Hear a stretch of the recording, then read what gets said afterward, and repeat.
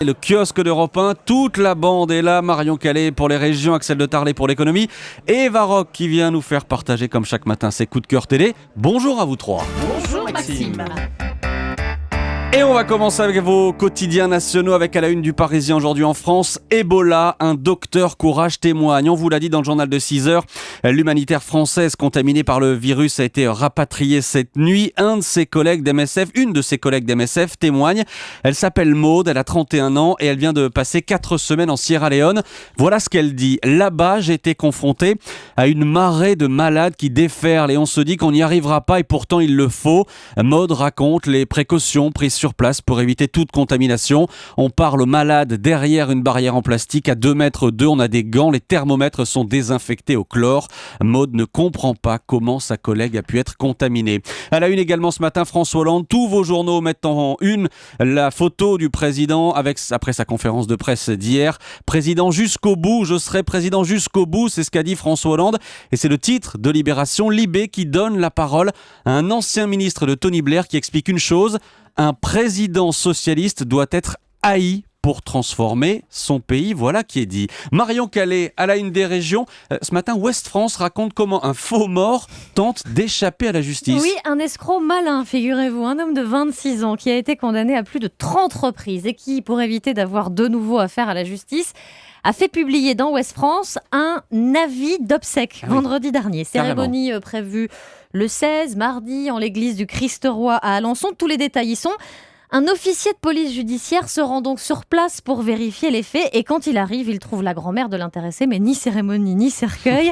La grand-mère appelle donc sa fille, la mère de l'escroc, qui lui confirme que le garçon est tout ce qu'il y a de plus vivant.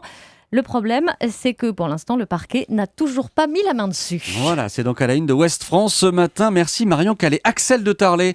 Ça, c'est une nouvelle en économie. Les Français reprennent goût au chewing-gum. Oui, alors tout doucement, mais effectivement, les chiffres... C'est de l'économie, ça. Mais oui, c'est un vrai cas d'école, ce qui s'est passé dans le chewing-gum. Les chiffres repartent à l'hausse tout doucement, plus 0,5%, mais surtout, c'était une catastrophe. Le marché du chewing-gum chutait de 5 à 7% depuis 5 ans. Alors, je ne sais pas si vous voulez savoir pourquoi. Bah oui, c'était la question. Qu'est-ce qui est en train de se passer? Mais avez-vous récemment mangé du chewing-gum? Le chewing-gum, c'était devenu quelque chose de très bizarroïde. Les fabricants se sont lancés dans une course à l'innovation avec à l'intérieur des bonbons sirupeux. Alors évidemment, toutes ces innovations marketing coûtent cher. Donc en plus, il était devenu bizarre. Le chewing-gum est cher. Ça a été une catastrophe. Certains groupes ont vu leur activité, leur vente chuter d'un tiers. Voilà. Mais donc les fabricants sont revenus au bon vieux Hollywood chewing-gum de notre enfance? Exactement, voilà. Donc du coup, ils ont tenté. Voilà, exactement. Ils sont revenus. D'ailleurs, Hollywood, qui est le numéro 1 français, remet à nouveau. Pourquoi on mâchouillait du chewing-gum pour la laine fraîche? Eh bien voilà, il renoue avec ça. Donc Hollywood Chewing Gum remet garantie fraîcheur sur ses paquets. Fridan dit finalement les gens mâchouillaient du chewing gum parce qu'ils avaient la flemme de se laver les dents. Donc ils reviennent à fond sur l'hygiène bucco-dentaire et ça repart plus 0,5%. Maxime, je termine par un petit cadeau que je vous avais promis. Allez-y.